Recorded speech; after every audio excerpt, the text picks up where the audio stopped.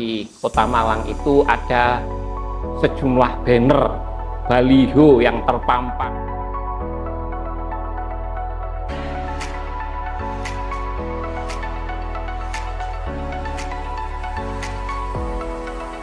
Menurut dia ini sangat bisa memberikan dampak yang sangat positif bagi masyarakat.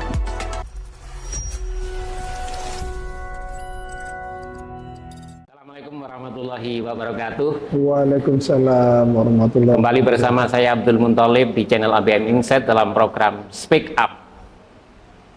Kali ini saya akan mengupas terkait dengan persoalan yang akan dihadapi di Kota Malang, yakni pemilihan kepala daerah.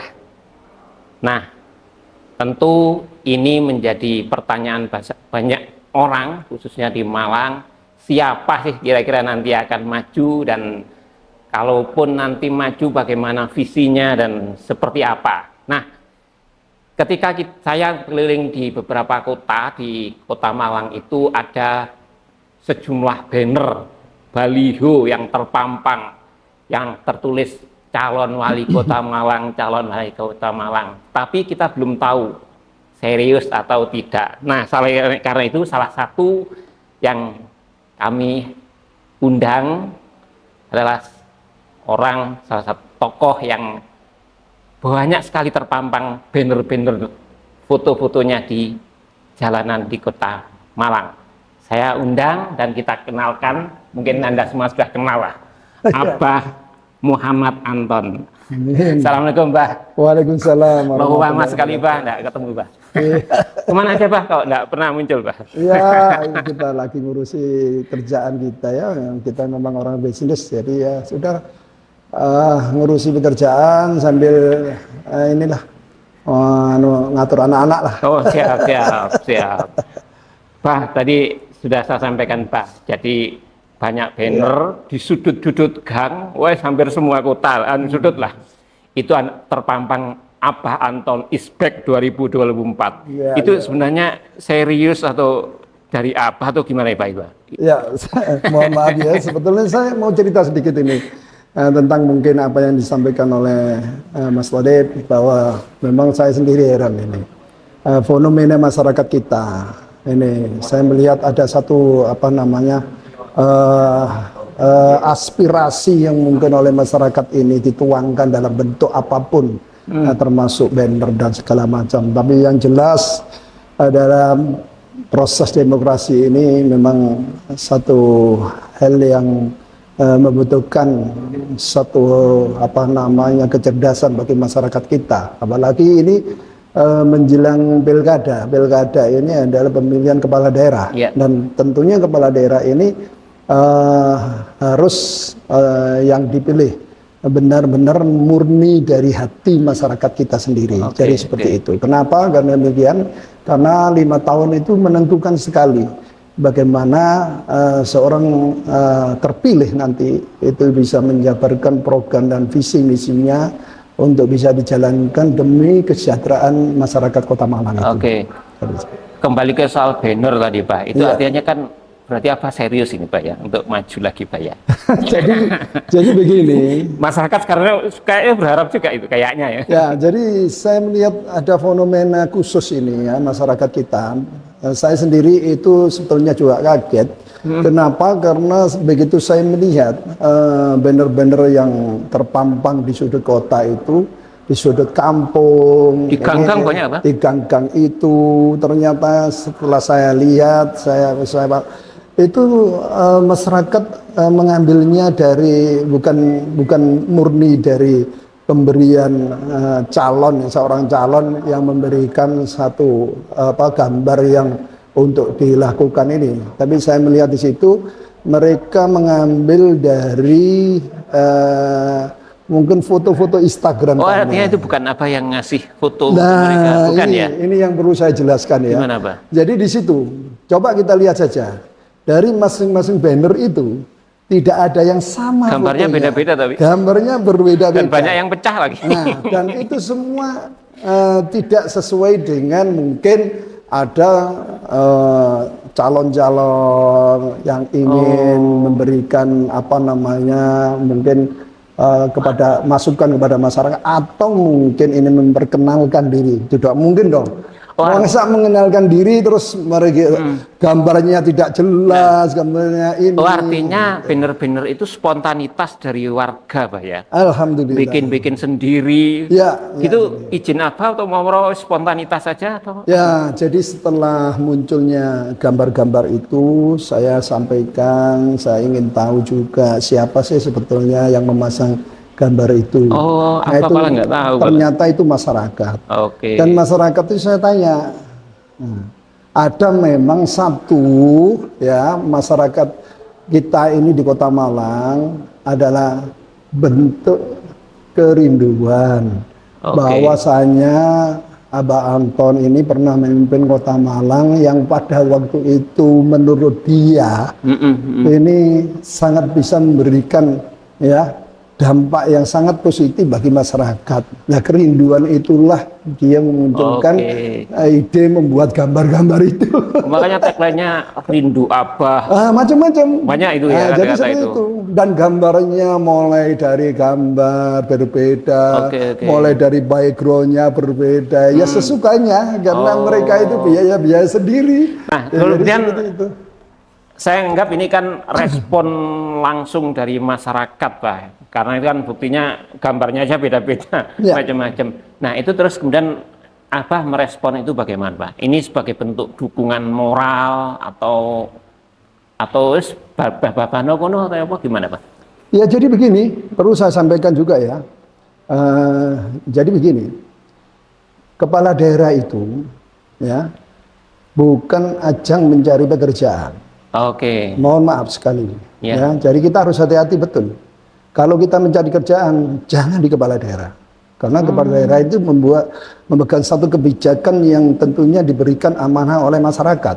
Dan masyarakat itu membutuhkan apabila calonnya itu jadi, adalah program-program yang sudah dirancang oleh masyarakat itu bisa dijabarkan dalam arti diselesaikan oleh seorang kepala daerah. Jadi ini hati-hati. Jadi seperti itu. Dan disinilah mungkin apa yang pernah kita lakukan pada waktu itu, ini masyarakat memiliki penilaian tersendiri dalam hal ini.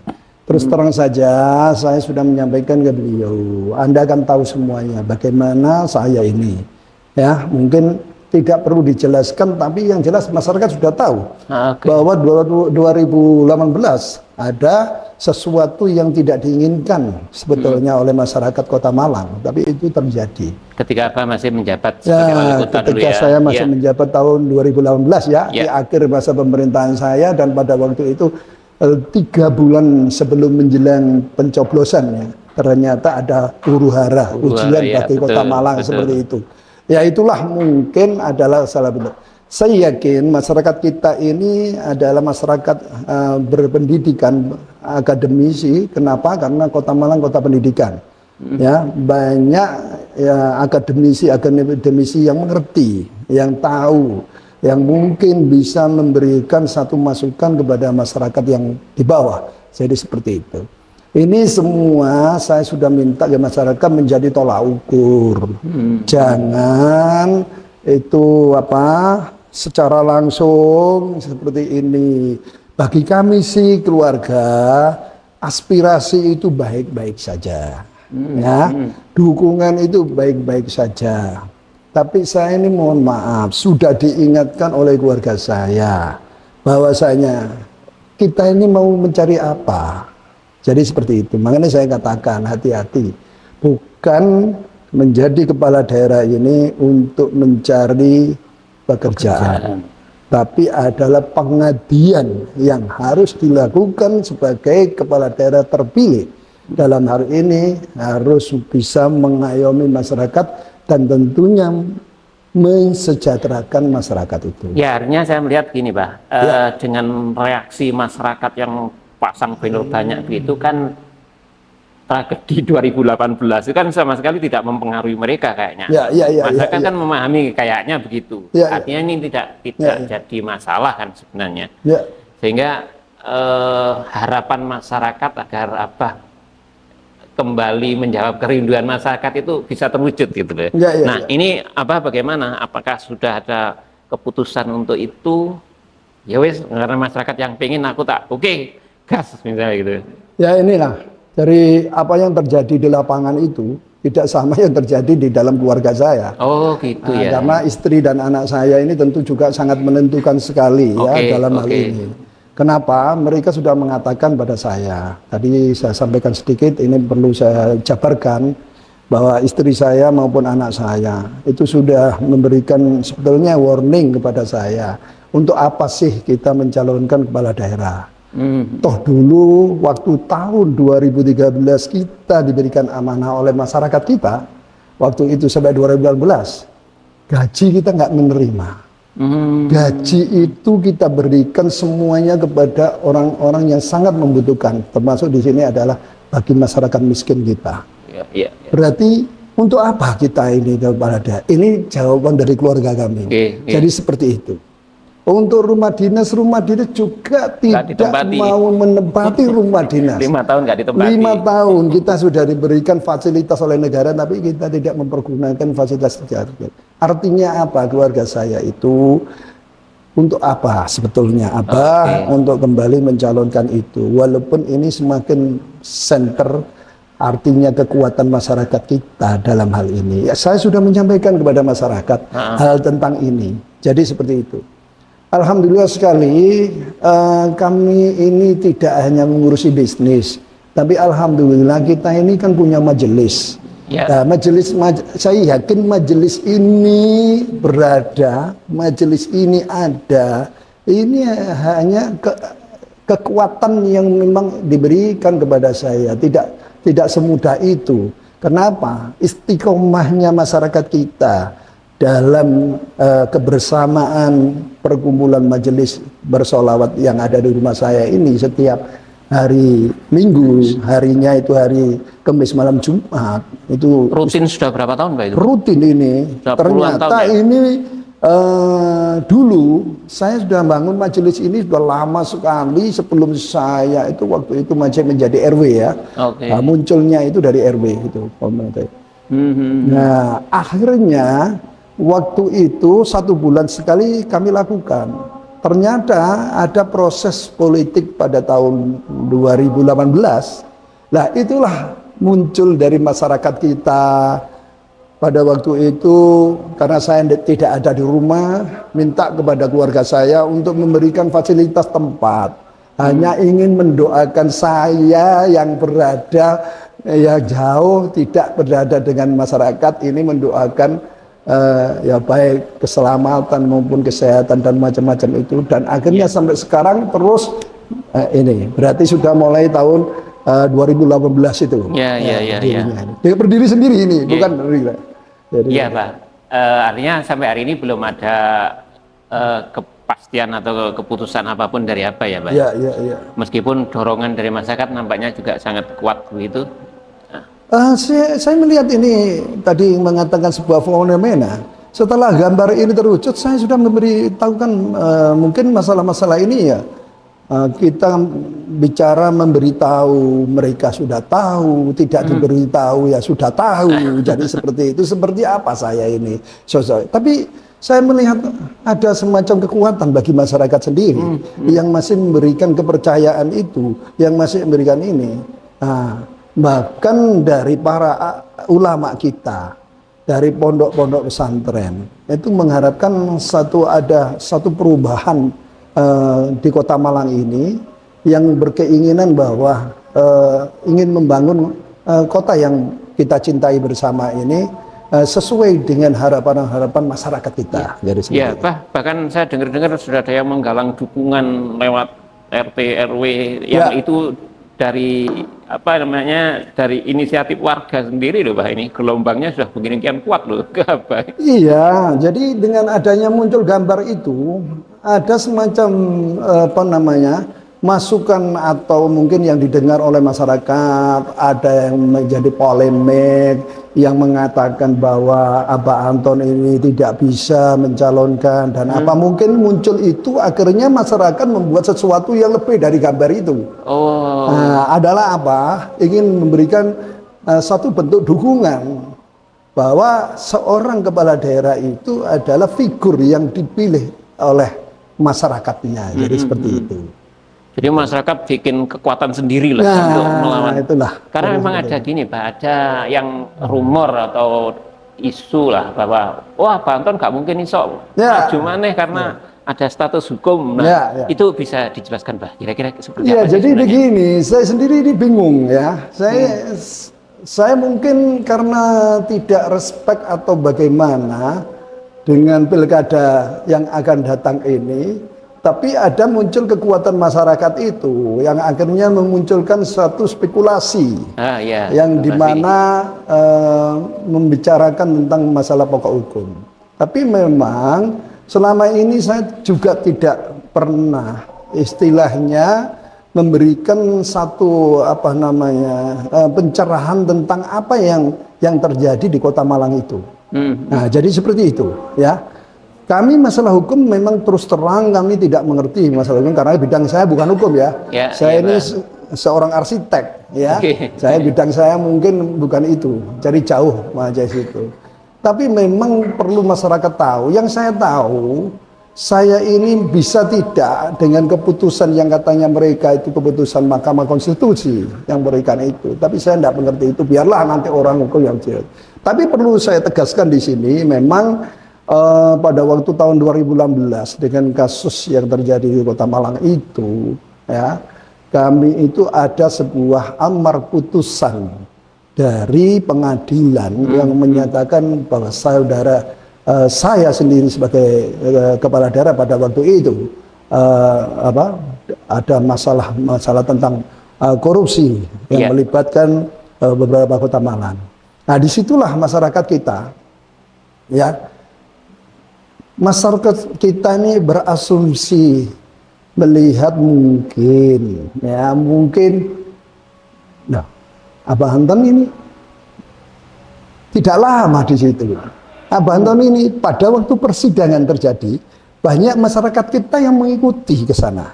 Di pengadilan itu ingin mengetahui sampai sejauh mana sih hebohnya masyarakat Kota Malang tentang koruptor itu. Nah, jadi seperti itu, banyak seperti itu. Dan mereka tahu sendiri dan mendengarkan sendiri bagaimana apa yang saya lakukan. Jadi seperti itu. Kami sampaikan di situ bahwa di sini perlu ada pengertian, penegasan. Bahwasanya ini mohon dikoreksi kalau ini salah, tapi saya ini hanya mungkin berbicara fakta. Ya, terkait amar putusan tadi, Pak. Terkait amar putusan. Jadi perlu saya sampaikan di sini tentang keterkaitan dengan MK.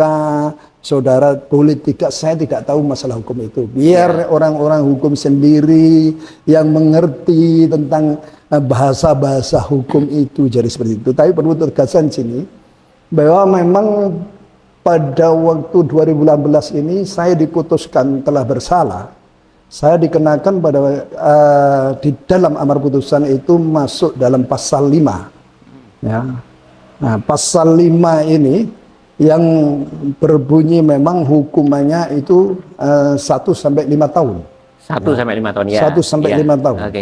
Nah, perlu sedikit saya sampaikan, ada 2 di dalam keputusan itu. Yang pertama yang menyangkut masalah Kota Malang, ada yang kena pasal 12, ada yang kena pasal 5. Nah, pasal 12 ini memang tidak sama dengan pasal 5. Pasal 12 tipikor ini memang hukumannya 4 sampai 20 tahun. Nah, jadi seperti itu. Lah mungkin inilah yang dikaitkan oleh masyarakat bahwa keputusan Mahkamah Konstitusi, ya, yang saya dengar itu hukuman 5, ancaman di atas 5 tahun, apa segala macam yang saya dengar itu memang harus menunggu 5 tahun. Lah kalau seperti itu saya sudah nyampaikan masyarakat.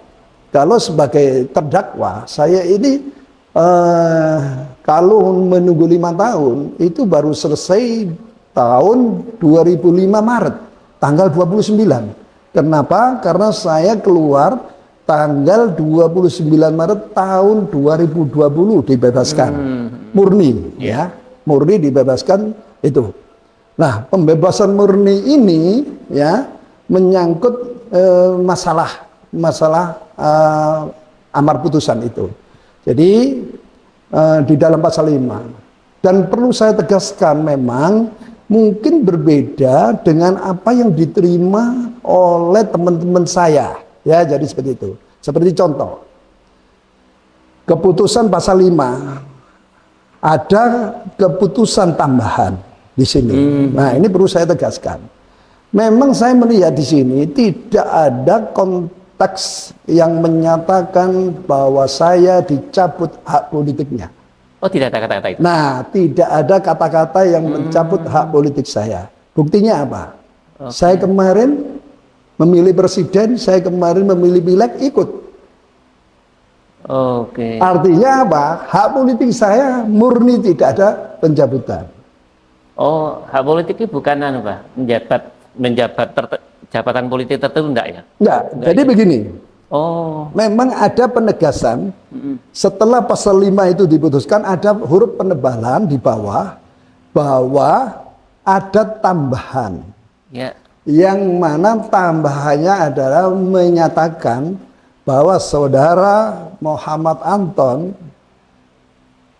setelah menjalani hukuman murni itu ada hukuman tambahan 2 tahun tidak boleh dipilih dalam jabatan publik. Itu penebalannya. Kalau itu sudah lewat kan? Ya, sudah kalau tahu. kita bicara masalah yang amar putusan, nah itu berarti tahun 2022.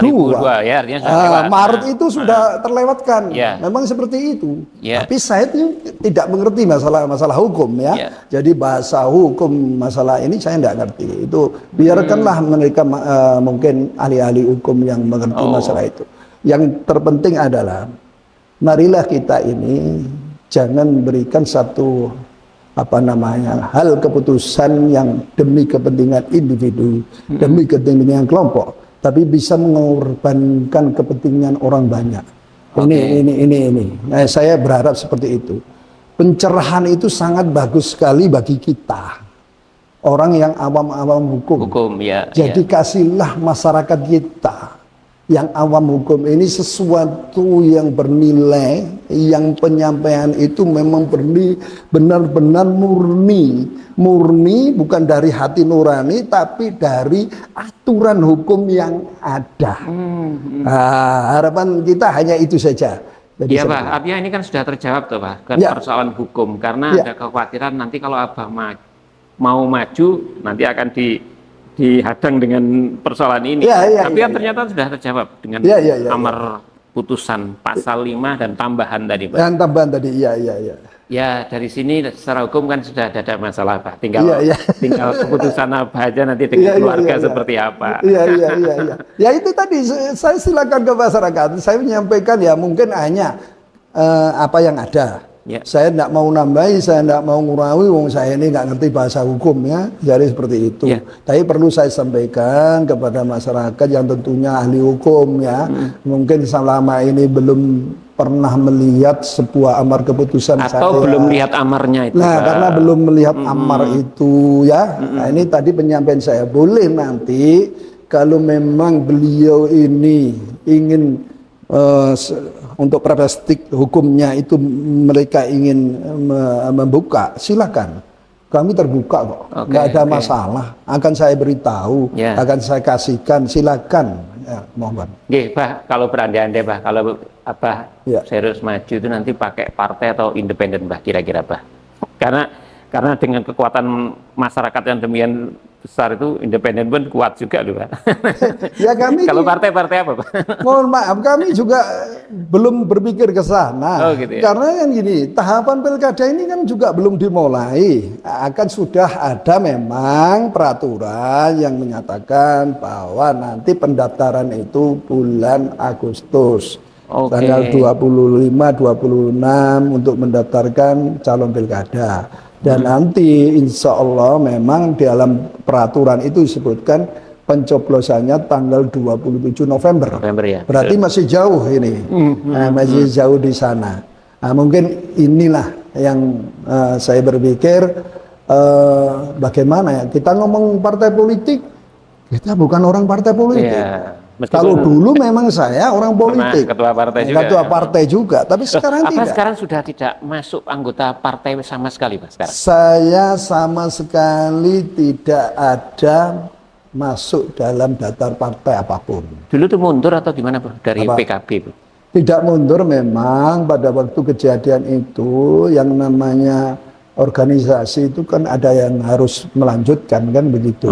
Ya dengan otomatis saya harus mundur dari itu. Oh, jadi gitu. Itu. Sekarang free bebas dari partai. Free manapun. bebas dari Artinya kalau ada partai lain yang menawari dari partai manapun, apa bebas memilih lah ya. Ya, kalau nanti memang itu keluarga saya mengizinkan, kalau memang ini ada ACC ya, artinya seperti itu. Ya, partai apapun yang masih memberikan dorongan semangat, ya kita hargailah. Masyarakat aja yang seperti ini kita hargai, walaupun bentuknya belum pasti saya diizinkan, tapi itu sudah merupakan cukup ya. Yang nama. Karena kan begini, dari kacamata masyarakat itu berbeda dengan pemikiran kita, kan gitu ya. Saya melihat ini, ya masyarakat ini punya nilai sendiri. Saya lihat seperti itu. Dan saya yakin, saya senang sekali sebetulnya banyak calon-calon yang muncul. Artinya apa? Ini adalah sebuah kepedulian pada kota kita. Ya, jadi seperti itu. Ya itu. Cuma memang perlu kita ini ya harus jeli.